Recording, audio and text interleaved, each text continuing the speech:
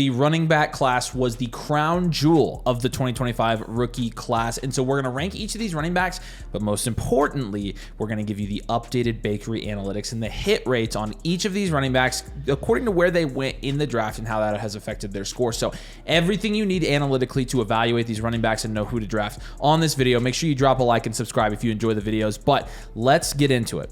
The S tier is, of course, Ashton Jeanty. At the end of the day, Ashton Jeanty, where he fell in the Bakery was exactly where we projected him to go, because nothing was ever going to change with him. He was drafted in the first round. We were projecting him in the first round. And so he ends up as the second overall prospect in the Bakery of all time.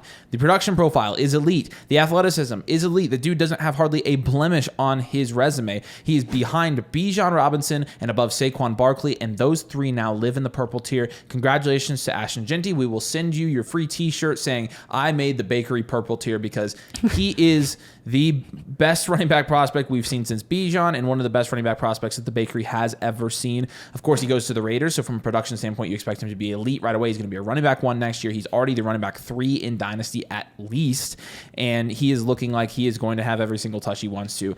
Ashton Jeanty, the hype was warranted, and we're really excited about him. Yeah, I think the hype is very warranted for Omarion Hampton as well. The landing spot that you wanted to see for a guy that was going to go late first round. And very similar to Jeanty, he's in a tier that is just filled with stars, and there's actually not many in that tier because it's so rare to get there. But you have JT, CMC, Jahmyr Gibbs, ETN, who held value for years and years, even though he hasn't really panned out. But with Omarion Hampton, that first round draft capital, getting him in this coveted blue tier that also has a 100% hit rate from a value perspective. This is phenomenal, and this is why he's going to be in a tier of his own. And we'll be looking at this next tier with Henderson and Quinshawn together still in a tier. And so when you're talking about these guys, the Ohio State running backs fall in different tiers analytically in the Bakery. And as we've mentioned, this is because they were splitting a backfield. Now, Henderson does have the analytical edge here. And, I think we've kind of alluded to this, that Judkins, analytical profile leaves a little bit to be desired. But at the same time, it's not a reason we're going to short Judkins, and when these guys are going to be drafted back-to-back. And they are back-to-back in the Bakery. There's just a pretty significant gap in their actual running back grade in the Bakery. So let's start with Travion. Travion is in that third tier. He is in there with Caleb Johnson. We'll get to him as well. But this third tier has a very good hit rate. When you're talking about the hit rates, not including the 2024 guys who still have a year or two to hit still, 89% running back 3, 89% running back 2, and 50% running back 1. And again, it doesn't mean that that's the percent chance that they'll be a running back 2 or running back 1. It just means looking historically at that tier, those are the rates at which they became running back 2s, 3s, or 1s in fantasy football in terms of where they're scoring. And so 60% of the time you have a running back 1 season when you're drafted in this tier, and Travion Henderson has that. And almost 90% of the time you have a running back 2 season. So his floor is extremely high. He goes to a situation, he'll be a running back 1. He goes to a situation where he's going to get every touch. You have a good offense. You actually have a good coach there now.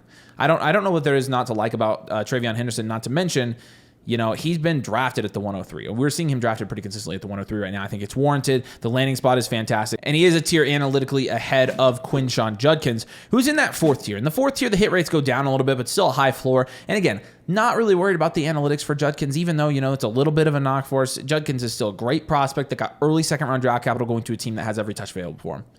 There couldn't be a better situation for him. We're not lower on Judkins because of his Bakery score, even though it's a little bit lower than everybody else's.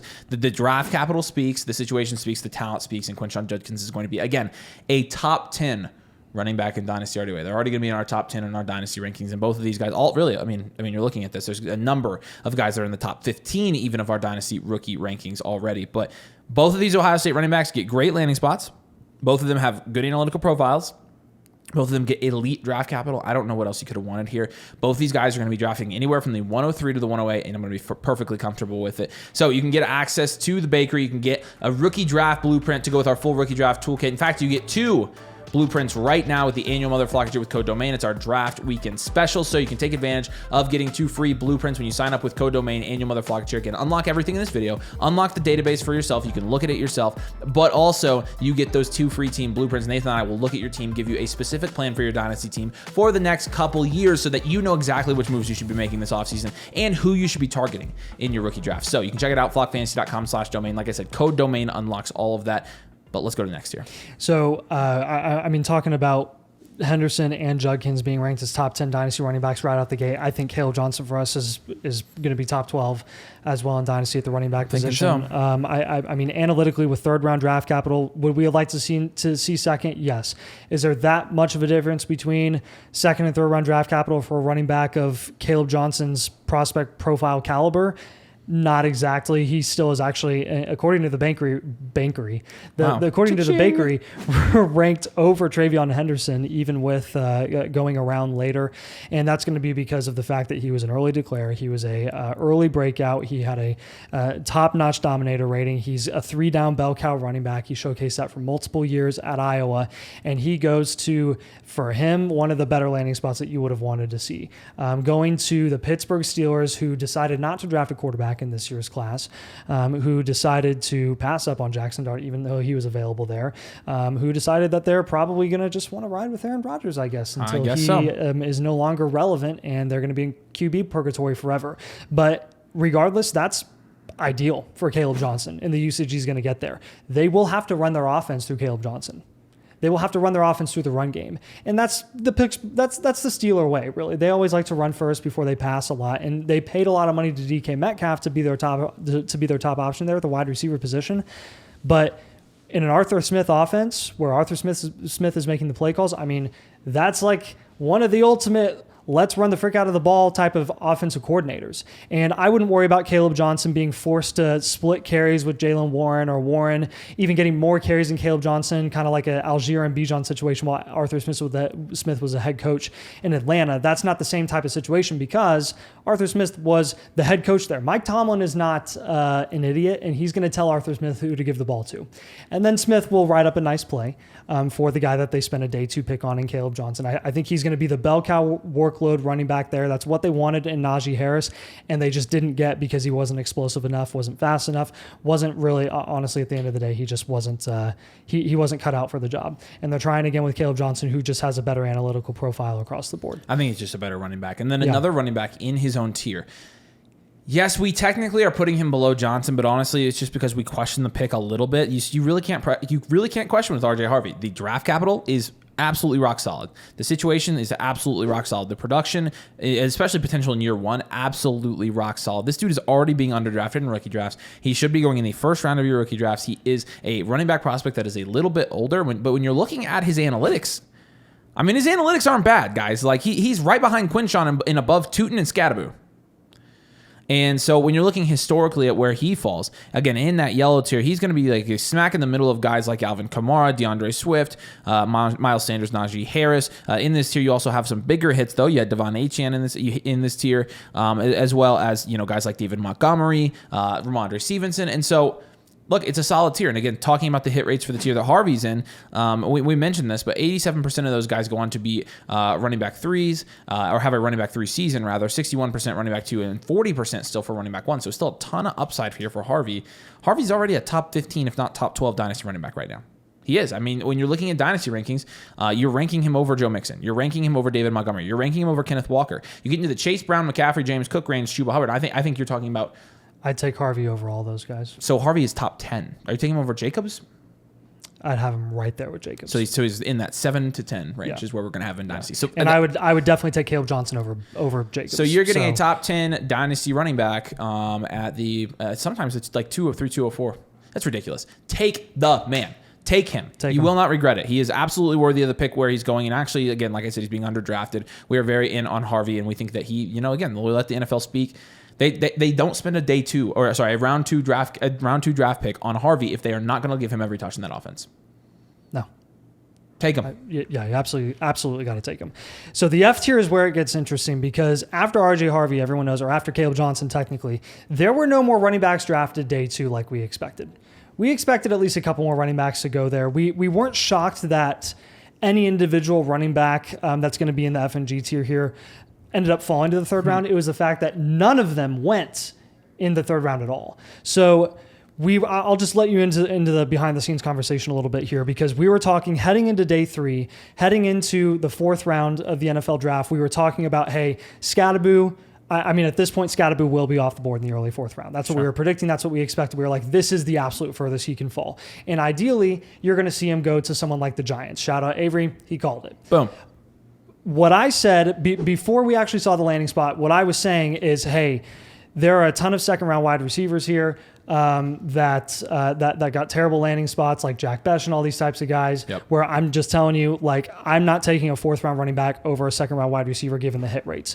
Here's what you need to understand about Cam Scadaboo and Bayshul Tootin, who respectively go to the New York Giants and the Jacksonville Jaguars.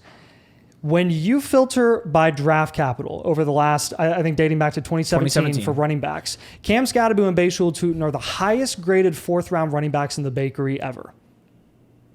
Boom. Mic drop.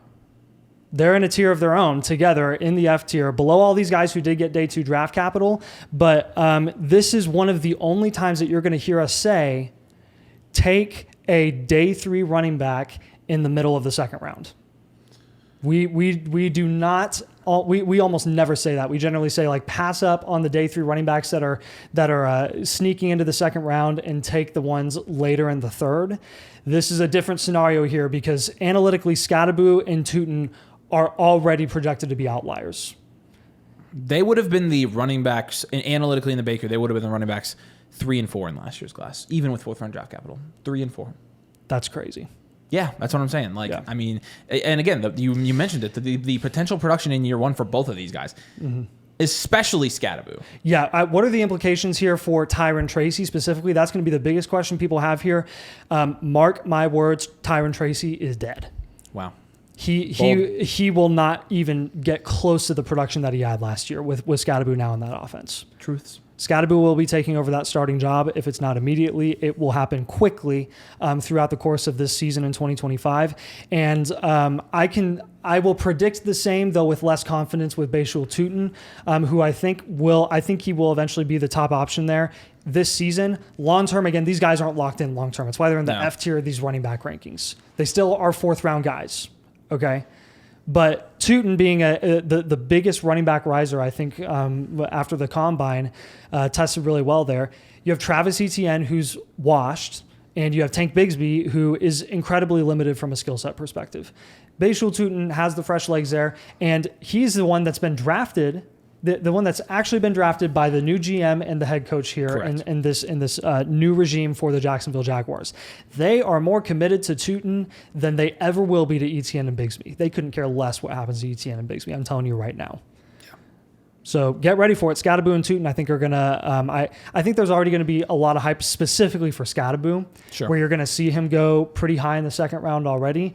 But we're here to lock it in, guys, and I think the hype's going to be merited for him. And then a huge G tier here. Let's talk about each and every one of these guys. I want to go in order of their analytical profiles. The 2 best analytical profiles, the guys that fall into the tier in terms of the running back bakery, with Judkins, Harvey, Tootin, and Scadaboo, you've got Giddens and Etienne. Their analytical profile still moves them into this tier, although Giddens went in the 5th, Etienne went in the 4th, so that's why we've got Etienne higher, Giddens lower. Etienne goes to where he's going to be in a committee, and Giddens goes to where he's going to be in a committee. But I guarantee both of these guys are the running back 2s next year on their team. I would guarantee it. Giddens is better than any other running back the Colts have had as a running back 2 in forever. Since Hines, really. Really, and honestly better than Hines in my opinion. Analytically, he's way better than Hines. DJ Giddens was a my guy, and last time my guy went to the Colts, it was Josh Downs. So I don't know. I'll let you put 2 and 2 together. But I mean, he's not gonna. Anyways, Etienne is the other thing he's gonna be playing alongside. Misses on the Colts. Hey, whoa, hold on there. You've missed a lot on the Colts. You were Mr. Jelani Woods himself forever and ever and ever and ever. I was talking about the elephant in the room being Anthony Richardson. Hey, we never said anything positive about Anthony Richardson. No, we would never do that. No, never. No, and he's definitely not going to hurt. No, I mean, but anyways. At the top of this tier, Jaden Blue, this is the next tier analytically. The Jaden Blue, the Cowboys in the 5th. I mean, it's do you think Jaden Blue is going to beat out Deuce Vaughn and Javonte Williams? And he probably is. Look, Jaden Blue's better. He just is better in my opinion. He's speedier. I mean, the speed alone will get him an opportunity there. And the receiving upside. I mean, and Javonte has receiving upside, but it hasn't been consistent throughout his career. We like the landing spot, and again, analytically, it's fine. Woody Marks has the worst analytical profile out of all these guys, probably I think all the guys drafted, he's last in the bakery. I'm going to double check that. Technically, yeah, Woody Marks.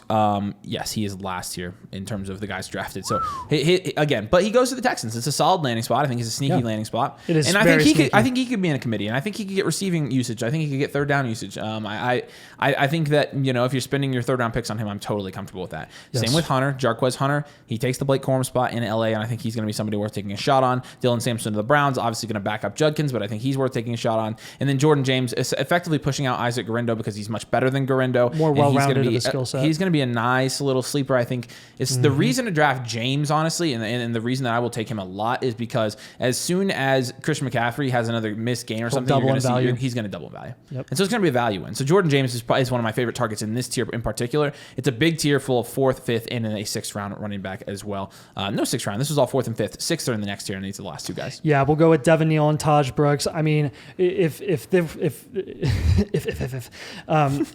this were up to us and we had no draft capital at all with these guys, like Devin Neal, we would like to put in the G tier, but we just can't with 6th round draft capital behind Alvin Kamara and going to have to beat out Kendry Miller, which isn't saying much. We think Devin Neal has a very well-rounded skill set, but again, with like mid 6th round draft capital, there's only so high that you can take him. We're already pushing it with some of these 5th round guys. But Taj Brooks, same sort of thing. He goes to the Bugles in the 6th round.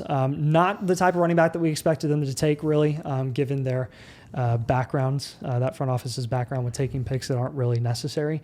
But it looks like they're going to ride with Chase Brown this year. Taj Brooks could have a chance to maybe get a little bit of opportunity there if injuries pile on, if he just, really shows out in training camp like Chase Brown did as a 5th round pick last year or 2 years ago.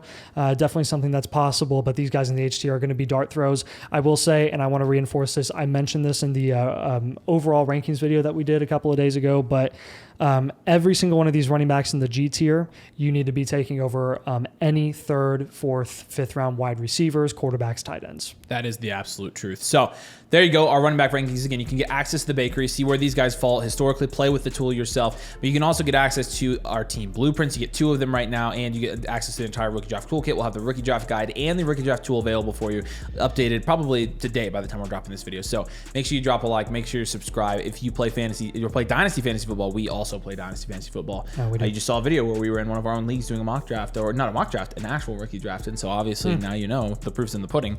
We love Dynasty, so we appreciate you guys joining. Thanks for watching, and we will see you later.